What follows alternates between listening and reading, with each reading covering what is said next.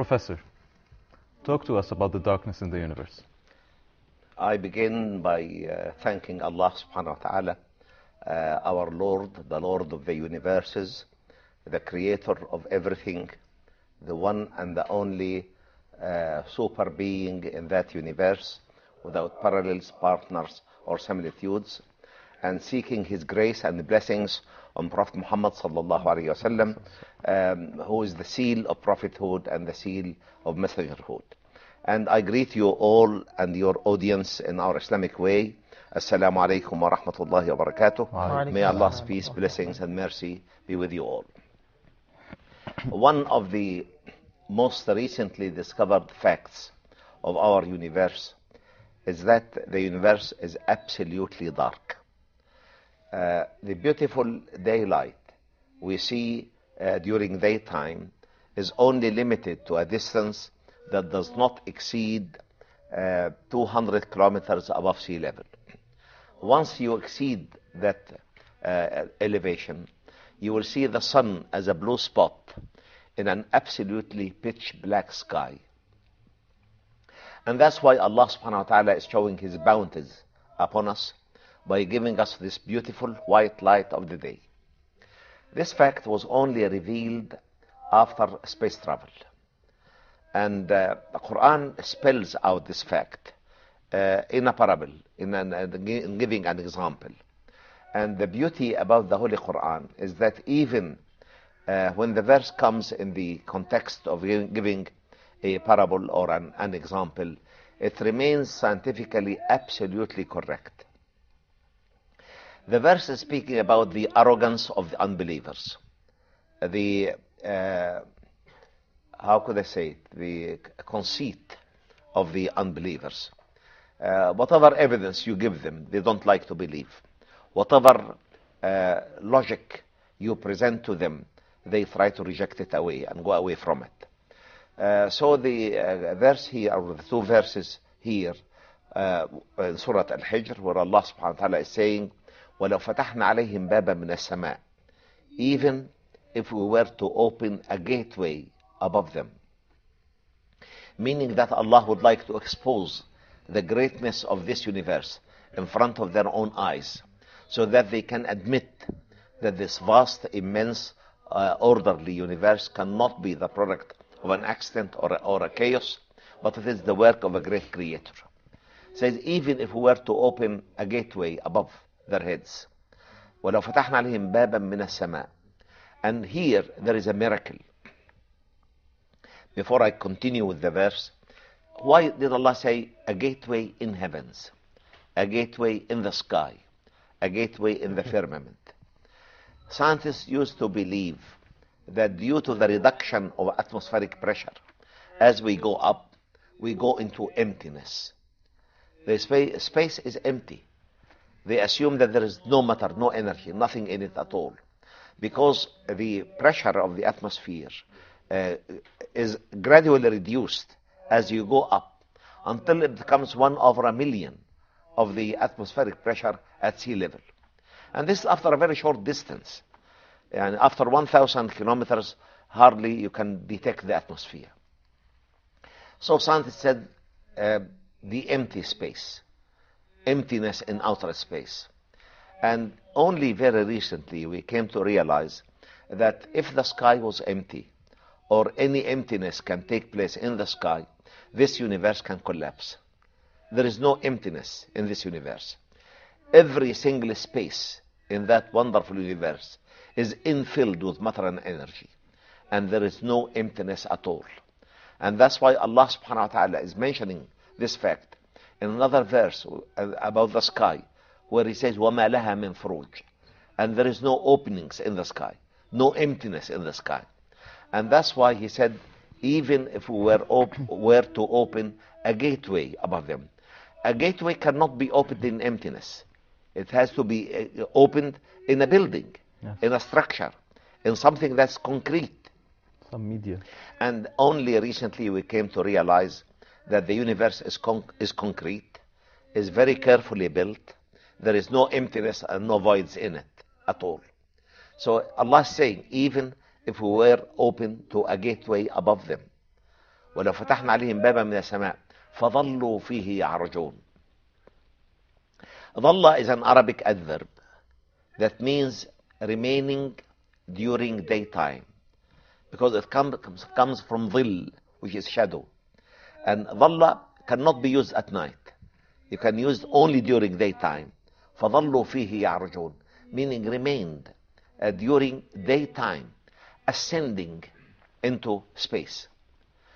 فظلوا فيه يعرجون. The word يعرجون here is also a miraculous word, because يعرج is the walk of a lame person. A lame person cannot walk in a straight line. He has to go into curves. And only recently science came to prove that nothing can travel in outer space in straight lines. It has to go into curves due to the gravitational pull of different heavenly bodies, see, with different energies, with different degrees. So nothing can travel in a straight line. And there is no, for example, a total energy that could be calculated so that, for example, a rocket could go just straight to No, a rocket goes by the push it takes, and it goes into a very limited area of the outer space, and even it cannot go in a straight line. Although the with rockets this huge amount of push. Yes, even this has to go only straight line and a very short distance from Earth. Yes. It has to curve. Okay. So look at the beauty, and every single notion of traveling in the sky, Allah has used the word uruj.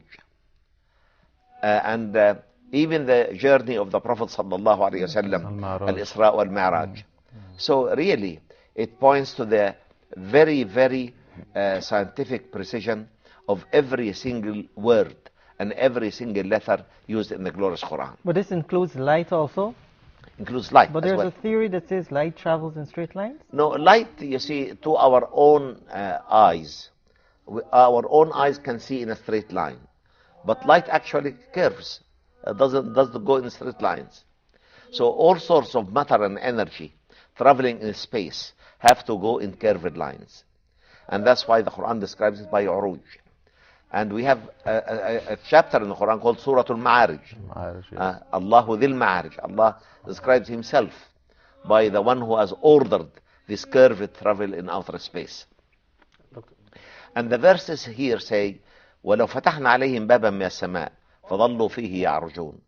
Even if we were to open a gateway above them in the firmament, in the sky, and they will remain ascending in curved lines during daylight, لَقَالُوا إِنَّمَا سُكِّرَتْ أَبْصَارُنَا بَلْ نَحْنُ قَوْمٌ مَسْحُورُونَ. They would have said, our eyes have been shut down, or as if something magic has come over us. And indeed, the very first space traveler who traversed the light zone, these 200 kilometers, uttered words that can be the exact English translation of these two verses. He said, my eyes are shut down as if something magic has come over me. And look at the beauty of the Quranic expression of a fact that was not known at all to anybody. On the contrary, people thought that the more you travel in outer space, the closer you will be to the sun, Yes. the brighter the image would be, you see. But of course, this fact was not known until the mid-50s, 1950s, middle part of the 20th century, when the first person was sent into outer space, and he uttered an expression that can be the exact English translation of these two verses. لَقَالُوا إِنَّمَا سُكِّرَتْ أَبْصَارُنَا بَلْ نَحْنُ قَوْمٌ مَسْحُورُونَ. So if I'm standing right next to the sun, I will not see light. You will not see anything. Because I'll get burnt, yes, but but there is no light also. Even you cannot see any star directly. You see, if you look at any star directly, you can lose your eyesight. Oh. So you cannot even draw nearer to the sun. The surface temperature of the sun is 6,000 degrees centigrade. And the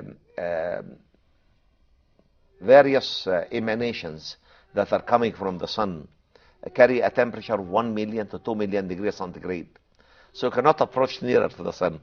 But anyhow, the more you come closer, once you exceed this distance of 200 kilometers above sea level, you will see the sun, a blue spot in an absolutely dark sky.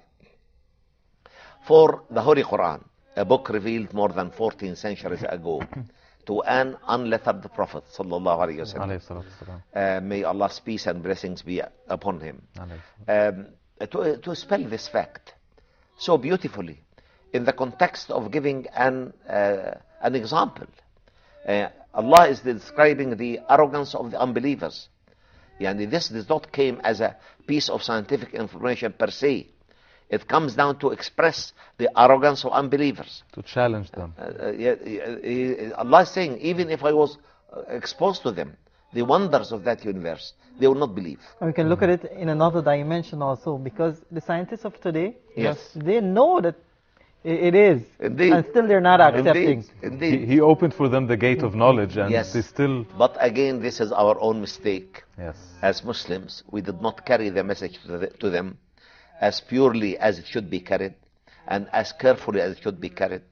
And Allah subhanahu wa ta'ala has asked us to take that message to as many people as we can. And Prophet Muhammad sallallahu alayhi wa sallam is going to have said, بَلِّغُوا عَنِّي وَلَوْ آيَةً فَرُبَّ مُبَلَّغٍ أَوْعَى مِنْ سَامِعٍ. Carry for me a single Quranic verse. Probably the one who is listening to it is more wise than the one who is carrying it. Yes. You see? And he is quoted to have said, sallallahu alayhi wa sallam, لأن يهدي الله بك رجلا واحدا خير لك من الدنيا وما فيها أو مما طلعت عليه الشمس أو من حمر النعم أو كما قال صلى الله عليه وسلم. If Allah can help you to guide a single soul in this world to the path of truth, this will be far better for you than this whole world and everything that's in it. Yes. So really, we as Muslims are asked to carry this great guidance, the only form of divine guidance that has been kept intact in exactly the same language of revelation, without the slightest alteration, for more than 14 centuries. And the promise of Allah is to keep it forever. إِنَّا نَحْنَ نَزَّلْنَا الذِّكْرَ وَإِنَّا لَهُ لَحَافِظُونَ.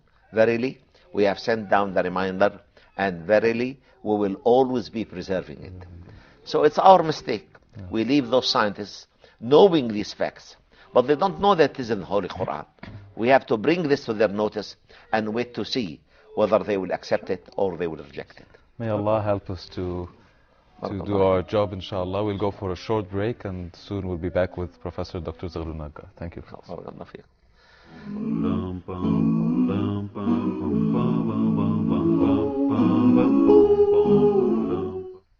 Welcome back, dear viewers, and continuing our conversation with Professor Dr. Zaghlul Naggar. And I think Brother Mustafa had a question before the break. Yes, exactly. As Dr. Zaghlul, I was wondering about, you were saying earlier that the more you go up on the sky towards space, the more pressure that we get, or the less pressure that we get, and the more that you go up, the less oxygen, I would say. Yes. Yes. Am I correct? Absolutely correct. Yes. You see, the atmospheric pressure at the surface of the sea diminishes gradually as you go up, until you cannot detect it. After 1,000 kilometers, almost man cannot detect the atmosphere. Yet it is there, but it's so thin that it cannot be detected. Not only the pressure decreases, but we get a variation in the degree of temperature as well. You get lowering of the temperature, then increase of the temperature, then lowering again, then a steady increase until you reach the sun. And that's why it's very dangerous to travel in outer space without a proper protection. Right. The other danger is that you get the deficiency of oxygen, and the gradual increase in harmful gases, poisonous gases actually, like hydrogen and helium, and this cannot be inhaled by man. So unless you are perfectly protected, you cannot travel in outer space. I remember reading an ayah, a verse in the Quran, mentioning something like that. The Quran says, again, the ayah comes in the context of giving a parable or a simulation. It reads, فَمَنْ يُرِدِ اللَّهُ أَنْ يَهْدِيَهُ يَشْرَحْ صَدْرَهُ لِلْإِسْلَامِ وَمَنْ يُرِدْ أَنْ يُضِلَّهُ يجعل صدره ضيقا حرجا كأنما يصعد في السماء. Of course, we know that Allah has an eternal knowledge, and Allah knows the ins and outs of every one of us. And through the divine knowledge, when Allah knows that there is something good in any person, Allah will help him to increase that goodness. Right. And if Allah knows that somebody is evil and is bad, and is not willing to learn, Allah will leave him and will not guide him. And the verse says, فَمَنْ يُرِدَ اللَّهُ أَنْ يَهْدِيَهُ يَشْرَحْ صَدْرَهُ لِلْإِسْلَامِ. Whoever Allah wills to guide, He will open his heart and expand his chest, metaphorically speaking. Yes. Meaning he will accept it gladly. يشرح صدره للإسلام. He will open his heart and his chest, broad his chest, for accepting Islam. وَمَنْ يُرِدْ أَنْ يُضِلَّهُ. Whoever Allah does not will to guide, He will leave him to his evil, to himself. يجعل صدره ضيقا حرجا كأنما يصعد في السماء. He will make his chest so narrow and so congested as a sign of rejection and unaccepting, you see, Islam. كأنما يصعد في السماء, as if he is traveling in outer space without any protection. And nowadays we have what we call space medicine. And space medicine tells us that if you travel in outer space without enough protection, actually you can burst in no time, actually. All the gases in your body will expand as a result to the lowering of pressure up there. And as they expand, they will rupture all the veins, all the arteries, all the cells, all the lungs. It will rupture everything, you see. And secondly, with the deficiency of oxygen, one will become suffocating. That's right. And as if his chest has been narrowed and congested.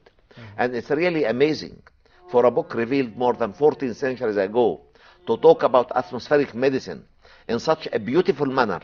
And whoever would know this other than Allah subhanahu wa ta'ala. But as we go up, Yes. the light also diminish. Diminish as well, And, yes. to a point that I remember you saying that we can see the sun. We would see the sun as a blue light, As a blue spot. yes, a blue spot. But what about the other planets?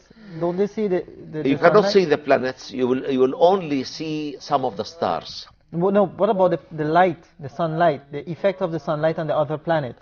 But you will not see it because, again, every planet, if it has an atmosphere, the white light of the day will be seen only in a lower distance in that atmosphere. So you're saying that Yes. it's possible to see bright light on Earth and on Mercury, the first planet. Yes, Maybe it's dark? we see it from Earth because we see the light reflected from its surface towards us.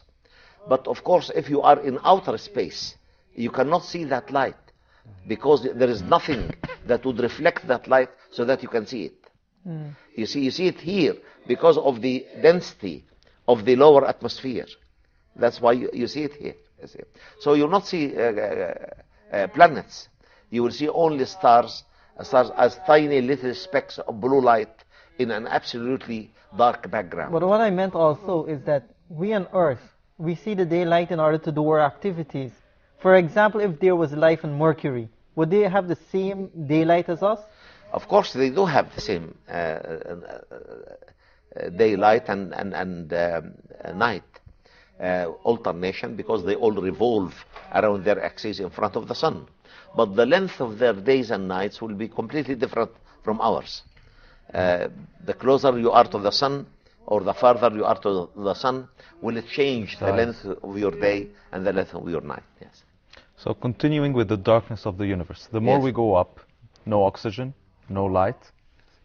What else? What else? What What else? more about the darkness in the universe?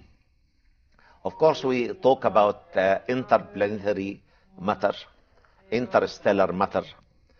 We find matter and energy are still there, but they are not suited for human life. And that's why it's a great mercy of Allah subhanahu wa ta'ala that He has conditioned the earth to suit our own existence. And those dreams of the crazy people over there who try to buy land on the moon or buy land on Mars or make tourist journeys to the moon, you see. Yes. It's absolute nonsense, because there is no atmosphere to the moon. And of course you have to carry your oxygen, you have to carry your water, you have to carry your food, you have to carry your protection of all kinds of... What life would this be? Life would be... But this is good virtually so that we know the bounties that Allah subhanahu wa ta'ala has given us. Indeed, Yeah. indeed. But continuing on the darkness, although there are so many stars and you say they're much bigger than the sun, Yes. still the universe is dark. The universe is absolutely dark. Because There's there's no effect of these atmosphere. lights. Because you see, these lights, as they are emitted as a result of the process of nuclear fusion, they are scattered in different wavelengths that cannot be seen. And these wavelengths can only be observed if they are repeatedly scattered and reflected several times on the tiny specks of solid matter in our lower atmosphere, or on the condensation of gas molecules or humidity of water molecules. But if you have a thin atmosphere, you cannot see them. You cannot see anything. And that's why one of the realities of our time is the absolute darkness of outer space. And this darkness is also paralleled by darkness in the depths of the oceans and seas. So we find that, inshallah, we'll come to that in another episode. You find that the upper 100 meters of the seawater is lit by the daylight, the sun rays. And of course, not completely lit as you see it on land, because first of all, 49% of the sun radiation is reflected by the clouds, and only 51% of the radiated energy from the sun reaches the surface of the sea, and the majority of that is consumed in evaporating water to create the water cycle around the earth. Otherwise, the water of the earth would go bad, because we know that in every cubic centimeter of water there are virtually millions of organisms that live and die. And without this water cycle around the earth, this water would have gone very bad and life would stop. And that's why we find that the bulk of the solar radiation is consumed in the evaporation cycle. And only 10% of that radiation penetrates the upper 100 meters of the sea, and this is called the photic zone, the zone of light. And below 100 meters, only 1% of the solar radiation penetrates. And it goes down gradually until nothing at all can reach the bottom of deep oceans and deep seas. Again, complete darkness. Complete darkness. So the average depth of an ocean is 4 kilometers. And we have the deepest part of oceans goes beyond 11 kilometers.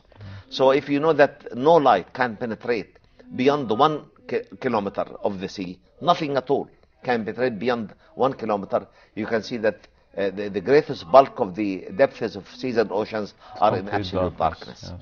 So the universe is dark, and the bottoms of oceans and seas are dark.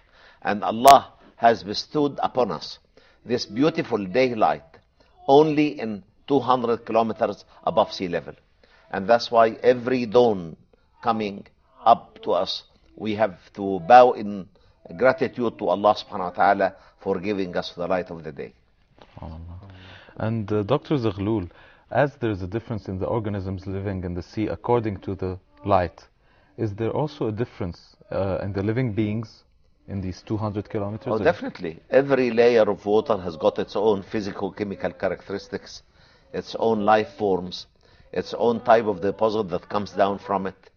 And Allah subhanahu wa ta'ala has diversified the ocean into different ecological niches, different ecological environments to suit the abundance of life. But above the ocean? What do you mean above the ocean? According to the intensity of light, which Yes. differs above the ocean until it fades absolutely. You mean down? It fades down. You see, the light of the day fades gradually down in the ocean. And up also? And up, but this above land as well. Above land, yes. Above land as well. Creation is also different? there are different beings according to the light intensity?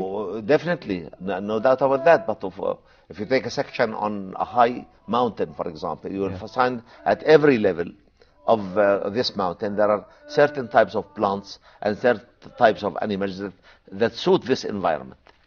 But of course, in air, we don't know what's there. But is there any benefit why daylight? If, for example, the world was only night, can man survive? Because you see, if there's no light, no daylight, no life at all. Because the basic food chain that is created for you and for me, for us all, is mainly carried out using the sun rays by green plants in the process called photosynthesis. Yes. Without photosynthesis, no carbohydrates would be produced, no starch would have been produced, no sugars, no cellulosic material, nothing. So without the sunlight, life would have been impossible in the surface of that planet. Yeah. So that leads me to a question. In the North Pole and in the South Pole, like, how is life? Because I know that there's 6 months of darkness and 6 months of at daylight. The 2 poles, you mean? 2 poles, yes. At the 2 poles, of course, you see, it's not complete darkness as you may think it is, you see. Right. But of course, there is a certain element of the sun rays reaching there. Of course, it's not like daytime. But of course, it's not completely devoid of light. And anyhow, life also diminishes through the 2 poles.